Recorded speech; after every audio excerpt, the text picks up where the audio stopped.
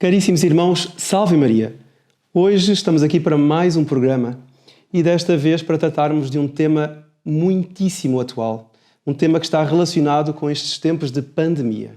Tempos difíceis, todos nós passamos por enormes dificuldades, por enormes apreensões. Há muitas palavras que surgiram com esta pandemia, Covid-19, quarentena, isolamento social, etc. E uma palavra também, a palavra vazio. Uma palavra que tem muita relação com o que está a acontecer. Um sentimento de vazio. Alguém no outro dia ia a Fátima, próximo do dia 13, e dizia: o santuário está vazio. Há um sentimento de vazio. Como enfrentarmos a situação sem desanimarmos? Hoje, então, iremos falar sobre este assunto. Como não perder a esperança nestes tempos de pandemia?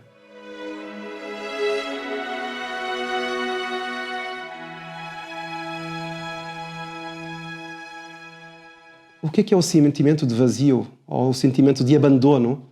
É uma sensação de tédio, uma sensação de alienamento, como que a pessoa sente-se apática, sente-se afastada de tudo. E no caso concreto, com a pandemia, não é que nós nos sentimos afastados. Nós fomos afastados, como ficámos confinados em nossa casa, num isolamento social, e parece que o mundo se afastou de nós, digamos, tudo o que acontecia no dia-a-dia, no nosso dia-a-dia, se afastou, e mais do que se afastou, tudo parou. Então, vejam aqui, por exemplo, notícias assim, as mais recentes, algumas do final de abril, outras já deste mês. A Organização Mundial de Saúde alerta para o risco de aumento de transtornos mentais. Então fala-se agora muito sobre a sanidade mental. Depois, uma notícia de 12 de maio. O Covid-19 aumenta o stress, a ansiedade e a depressão. É preciso prevenir para evitar males maiores. Então, a Ordem dos Psicólogos Portugueses defende um reforço do acompanhamento psicológico. Uma outra, da mesma época, diz assim, do SOS Voz Amiga, que recebem inúmeros pedidos de pessoas que precisam de acompanhamento, diz: estamos a receber o dobro das chamadas que recebíamos antes desta pandemia.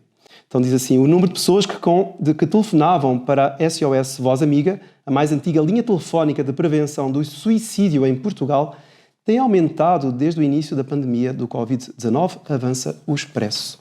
Quer dizer, as pessoas estão isoladas, desacompanhadas, mas pior do que isso, porque o isolamento não é de si o pior, mas o pior é esta ideia de afastamento de tudo, a ideia de que tudo acabou, que as coisas perderam o seu sentido, e com isso vem choro, vem a depressão, enfim, dá a ideia de que o mundo parou.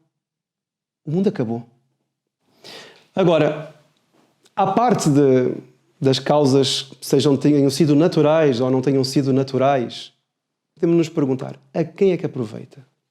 Se eu desanimei, se eu deixei de rezar, se eu larguei enfim, as coisas da fé, então eu posso dizer que, infelizmente, eu não soube aproveitar este tempo.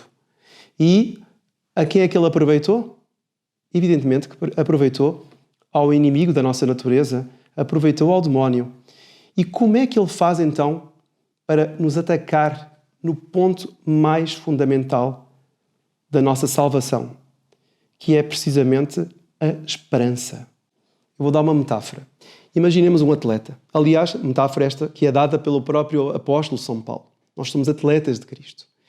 Imaginemos um atleta que vai a correr em direção à sua meta. Ele vai, enfim, com outros atletas que competem com ele, está muito bem, mas imaginemos só ele que está a correr em direção à meta. O que o fará chegar à meta é a esperança que ele tem de, em determinado momento, alcançar a meta. Ainda que ele tropece, ainda que ele se sinta enormemente fatigado, cansado, enfim, com todos os tipos de dores musculares, etc., ele chegará à meta desde que ele não perca a noção de que pode chegar à meta. Agora, a forma de ele nunca alcançar essa meta é ele meter na cabeça que não consegue chegar. E ainda que ele tenha todas as possibilidades físicas, ainda que ele tenha toda aquela endurance dos atletas, ele nunca conseguirá chegar à meta, porque ele na sua cabeça colocou a ideia fatídica: não consigo. Para termos uma ideia de como esta noção é importante, eu vou pegar aqui um pequeno tratado chamado Tratado do Desânimo.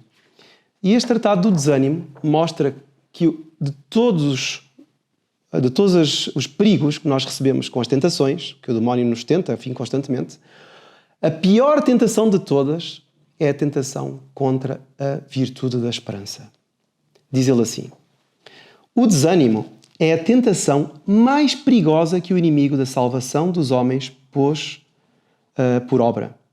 Nas outras tentações, ele só ataca uma virtude em particular e mostra-se a descoberto. No desânimo, ataca-as a todas e esconde-se. O que é que significa isto? Uma pessoa, por exemplo, que peca por preguiça. Então, de manhã está muito cansada e diz: eu não aguento, eu vou ficar aqui. Eu sei que é preguiça, mas eu...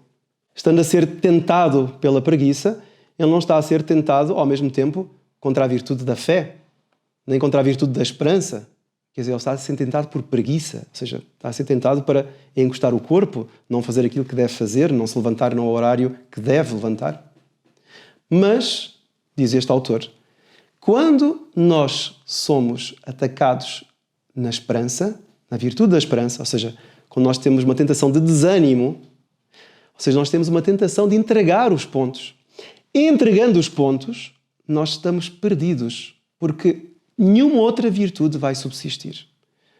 É como o atleta.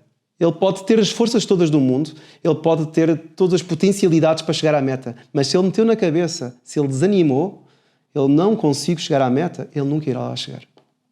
E então, ele diz aqui, nas outras tentações, vemos claramente que seria mal aderirmos a elas, por um sentimento refletido.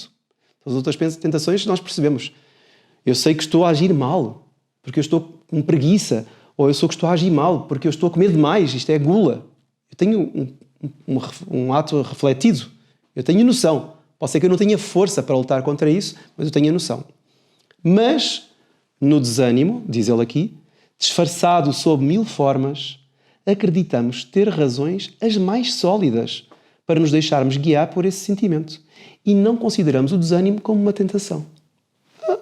Não sinto vontade de fazer nada, não sinto vontade de rezar, eu não tenho vontade de ler a Sagrada Escritura, eu não tenho vontade de ir à missa, não me apetece.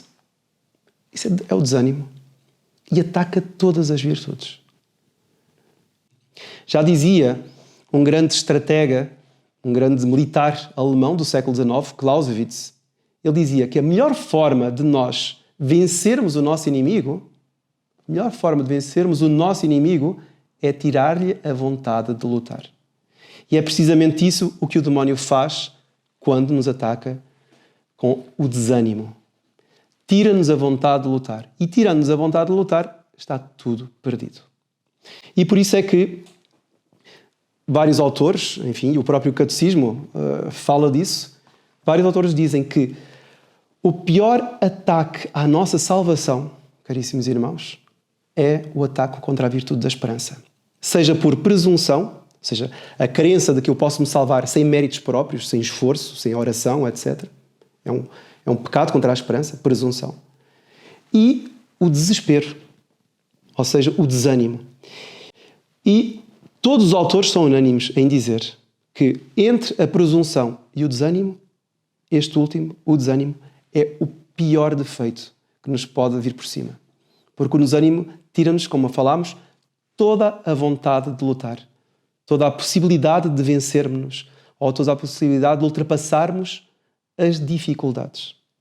Então eu vou recorrer uma vez mais ao Catecismo da Igreja Católica.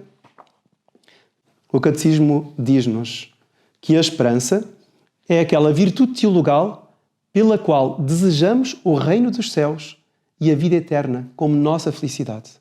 Então, a felicidade de quem tem verdadeira esperança, virtude teologal, é uma felicidade colocada no reino dos céus e na vida eterna.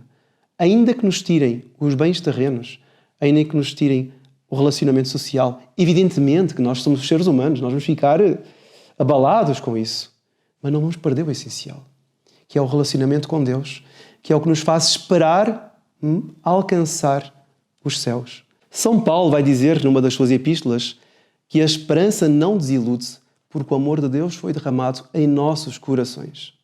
Então, caríssimos irmãos, se aconteceu de perdermos a esperança, recuperemo-la. Iniciemos novamente as nossas orações. Primeiramente, façamos uma boa confissão. Aproximemo-nos agora, nestes tempos de desconfinamento, aproximemo-nos do sacramento da confissão. Tenhamos a confiança, tenhamos a esperança de que Deus, nosso Senhor, está à nossa espera. Oremos e peçamos o perdão a Deus na esperança de melhores dias. Sobretudo, na esperança da nossa salvação, na esperança de um dia estarmos com Deus por toda a eternidade, estarmos junto de Nossa Senhora e dos santos na bem-aventurança. É precisamente para isso que a esperança nos convida. E com isto, caríssimos irmãos, terminamos este nosso programa mostrando como a esperança é a virtude mais importante nestes períodos de pandemia. Que Nosso Senhor os proteja a todos e a cada um. Salve Maria!